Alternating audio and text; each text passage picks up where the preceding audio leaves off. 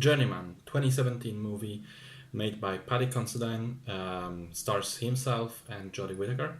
And Considine plays a boxing champion who, very soon after the movie starts, suffers a terrible brain injury that basically flips around his entire life and changes who he is himself.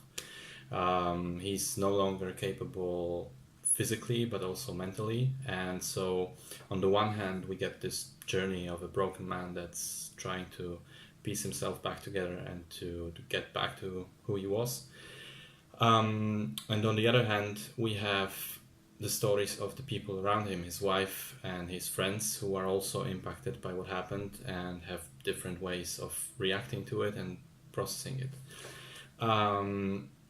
So for the movie of this type to work, I think the central performance has to work. First and foremost, the actor has to play the injured or ill person convincingly, and to get this, get this out as soon as possible.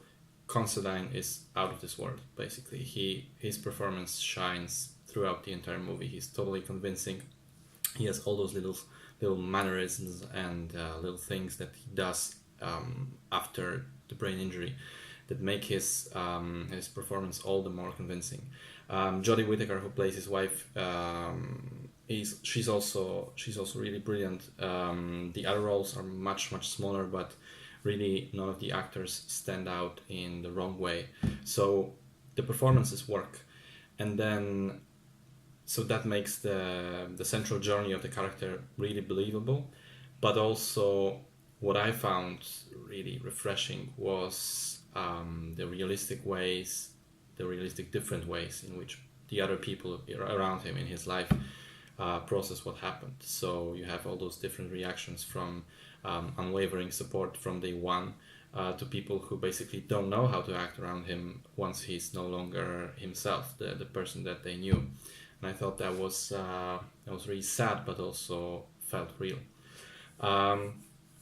Another thing about dramas of this type is that I think sometimes they can feel kind of artificial and even hollow, you could say. I think The Theory of Everything was a little bit guilty of that, the Stephen Hawking movie. So what I mean by that is that you watch the movie and you can feel that it was basically made to get awards, to be this serious drama. But it doesn't, the filmmakers didn't really have the genuine desire to tell a story well. At least that's what I felt watching that movie and some others. This one doesn't do that. It doesn't commit that sin. It really has heart, and you can feel that Considine, as the actor but also as the director, approaches the subject in a really personal and convincing way. So yeah, it has real heartbreak in it, but it also has hopeful moments. It's touching and it's emotional.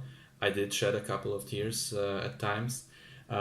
So it's certainly not a light popcorn movie for a Friday afternoon, but what it does, it's really, really good.